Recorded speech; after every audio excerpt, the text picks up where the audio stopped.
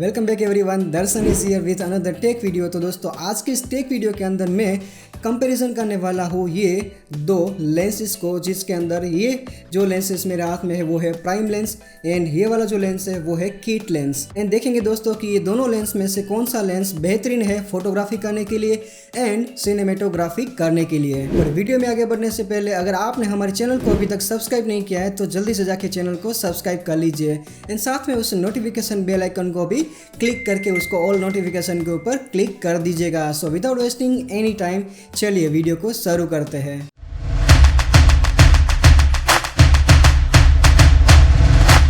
तो सबसे पहला जो डिफरेंस मैं आपको यहाँ पे इस दोनों लेंस के बीच में बताना चाहूँगा, जिसके अंदर जो फर्स्ट डिफरेंस ये है कि ये जो लेंस है उसको हम किट लेंस कहते हैं और ये जो लेंस है उसको हम कहते हैं प्राइम लेंस। अब किट लेंस इसको इसलिए बोला जाता है क्योंकि हम जब बॉडी को परचेस करते हैं, आई मीन टू से जब हम कैमरा को परचेस करते हैं तो उसके साथ ही हमें ये जो लेंस है वो प्रोवाइड किया जाता है, तो इसीलिए हम इसको कहते हैं किट लेंस। एंड जो प्राइम लेंस है जिसको हम जो है अलग से एक्स्ट्रा खर्च करके हमें परचेस करना पड़ता है, इसलिए हम इसको कहते हैं प्राइम लेंस। दूसरा डिफरेंस यहाँ पे ये है कि जो किट लेंस है उसके अंदर जो फोकल लेंथ होता है वो आप यहाँ पे वेरी कर सकते हो। आई मीन टू से मेरे हाथ में जो अभी जो किट लेंस है वो है 18 to 55 mm, यानी कि इसका जो फोकल लेंथ है हम यहाँ पे वेरी कर सकते हैं 18 से लेके 55 mm तक। एंड जो प्राइम लेंस है जिसके अंदर यहाँ पे जो फोकल लेंथ है वो है 50 mm। तो ये दोनों का डिफरेंस ये है कि जो प्राइम लेंस है उसका जो फोकल लेंथ है वो यहाँ पे फिक्स रहता है, यानी कि आप जूम इन या जूम आउट यहाँ पे नहीं कर सकते हैं। एंड यहाँ पे जो किट लेंस है वो किट लेंस का जो फोकल लेंथ है वो आप यहाँ पे वेरी कर सकते हैं। इसका मतलब है कि आप उसको zoom in and zoom out भी कर सकते हैं 18 to 55 mm तक। दोस्तों अगर मैं बात करूँ तीसरा डिफरेंस के बारे में, तो यहाँ पे जो प्राइम लेंस है उसका यहाँ पे मैं एपर्चर के बारे में बात करूँ तो इसका जो एपर्चर है वो यहाँ पे है फिक्स 1.8। एंड यहाँ पे अगर मैं बात करूँ किट लेंस के बारे में तो जो किट लेंस है उसका जो एपर्चर रहता है वो यहाँ पे वेरी होता है 4 से लेके 5.6 तक। दोस्तों अगर मैं बात करूँ फोर्थ डिफरेंस के बारे में तो यहाँ पे जो प्राइम लेंस है उसका जो डायमीटर है यहाँ पे आपको दिया गया है 49 mm। एंड अगर मैं बात करूँ इस जो है किट लेंस के बारे में तो किट लेंस का जो यहाँ पे डायमीटर दिया है वो है 58 mm, यानी कि ये जो डायमीटर है वो डायमीटर आपको तभी जो है काम आएगा जब आप जो है उसके लिए यूवी फिल्टर या फिर आप कोई जो है एक्स्ट्रा फिल्टर इस जो है लेंस के लिए परचेस करना चाहते हो। फिफ्थ डिफरेंस के अंदर मैं बात करूँ इस दोनों लेंस का वेट के बारे में तो यहाँ पे जो प्राइम लेंस है उसका जो वेट है वो किट लेंस के हिसाब से, यानी कि किट लेंस का जो है कंपैरिजन में इसका जो वेट है वो ना के बराबर है। इसका मतलब है कि ये बहुत ही लाइट वेट है एंड इसके कंपैरिजन में यहाँ पे जो है किट लेंस वो थोड़ा सा जो है यहाँ पे भारी है प्राइम लेंस के कंपैरिजन में।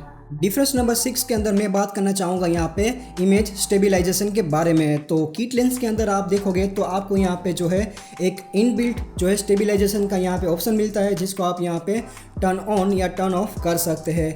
एंड अगर मैं बात करूँ प्राइम लेंस के अंदर तो प्राइम लेंस के अंदर आपको यहाँ पे स्टेबलाइजेशन का कोई ऑप्शन नहीं यहाँ पे मिल रहा है, यानी कि इस लेंस के ऊपर आपको ऐसा कोई भी बटन जो है देखने के लिए नहीं मिलेगा जहाँ से आप जो है स्टेबलाइजेशन इसका ऑन कर सकते हो। सेवंथ डिफरेंस के अंदर मैं बात करना चाहूँगा इनमें से एक जो लेंस है वो है EF लेंस एंड जो दूसरा लेंस है वो यहाँ पे है EF-S लेंस।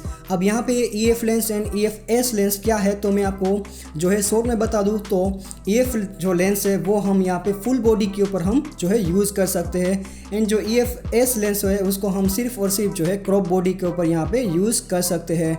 जो क्रॉप बॉडी होता है उसका यहाँ पे क्रॉप फैक्टर रहता है 1.6, यानी कि अगर मैं बात करूँ इस लेंस के बारे में जो कि मेरे हाथ में है 50 mm लेंस, मतलब कि यहाँ पे ये जो 50 mm लेंस है उसको अगर मैं क्रॉप बॉडी के ऊपर यूज़ करूँ तो ये जो 50 mm लेंस है वो यहाँ पे वर्क करेगा एज ए 80 mm लेंस, क्योंकि यहाँ पे 50 mm को हम यहाँ पे मल्टीप्लाई करेंगे 1.6 से एंड यहाँ पे जो फाइनल हमें आउटपुट मिलेगा वो है 80 mm।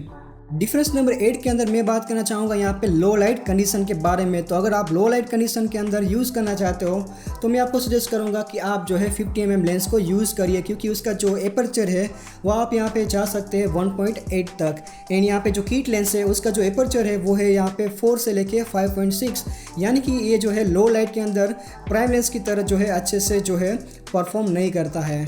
And last but not the least यहाँ पे मैं बात करना चाहूँगा उसके कॉस्ट के बारे में। तो अगर आप जो है 50 mm लेंस मार्केट में परचेस करने के लिए जाओगे तो इसका जो कॉस्ट है आपको 8000 से लेके 8500 के बीच में आपको यहाँ पे मिल जाएगा। एंड अगर मैं बात करूँ इस जो है किट लेंस के बारे में, तो इस किट लेंस को परचेस करने के लिए आपको जो है कोई भी एक्स्ट्रा जो है खर्च करने की ज़रूरत नहीं है, क्योंकि ये जो लेंस है आपको मिल जाएगा अपने बॉडी यानी कि कैमरा के साथ ही।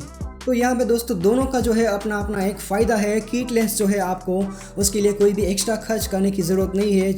एंड यहाँ पे जो है प्राइम लेंस अगर आप ख़रीदना चाहते हो तो आपको जो है यहाँ पे 8000 या 8500 तक जो है आपको खर्च करना पड़ेगा।